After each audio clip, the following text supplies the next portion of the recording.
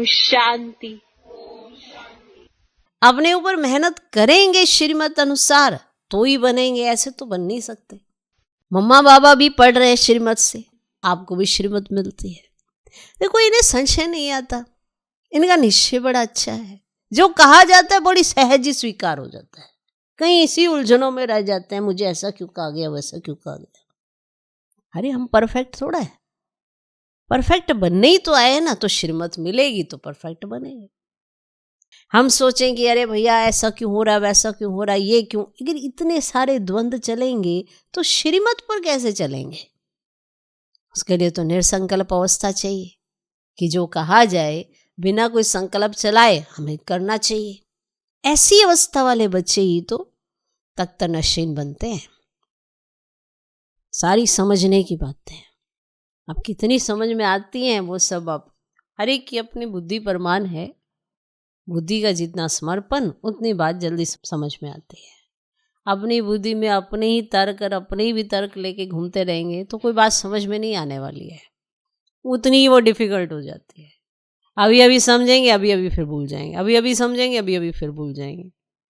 क्योंकि बहुत सारी बातें ऐसे हमने खुद में स्टोर करके रखी हैं कि बाप की बात अंदर घुस ही नहीं पाती है। अब बुद्धि आपकी छोटी सी, अब उसमें या तो बाप की बात रहेगी या आपके अपने ही ख्यालात रहेंगे, अपने ही मिथ रहेंगे, अपनी ही बातें रहेंगी, उसके हिसाब से आप चलते रहेंगे। तो जब अपने ही हिसाब से चलेंगे तो श्रीमत पर कब चलेंगे। तो विचार करना जरूर कि क्यों मेरी अवस्था ऐसी रहती है। जरूर कुछ तो गड़बड़ मैंने कर रखी है, क्यों मेरे अंदर ही कुछ नहीं जाता। अब जैसे उल्टा घड़ा देखा है, घड़ा तो रखा हुआ है भाई, अब उसे उल्टा रख दिया, अब पानी उसमें जा ही नहीं रहा।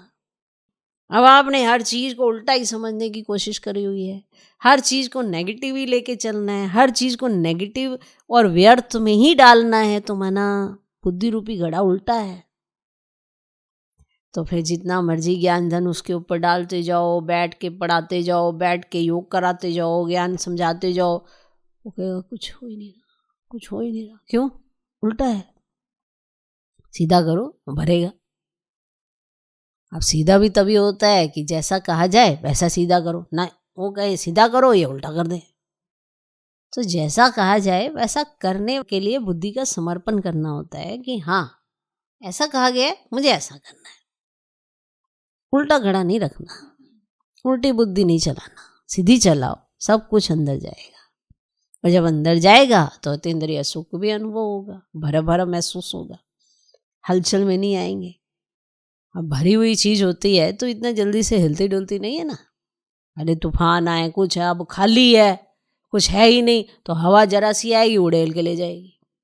अब भरा हुआ तो एकदम स्टेबल रहेगा। तो इसी तरह से ये ज्ञान धन है, इसी तरह से याद की शक्ति है। तो हर चीज अपने में समाती जाएगी तो फिर हमें सब समझ में आएगा, वरना समझ में नहीं आएगा।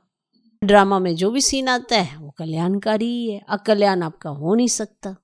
इस निश्चय के साथ आगे बढ़े तो हर चीज एकदम सेट होने लगती है।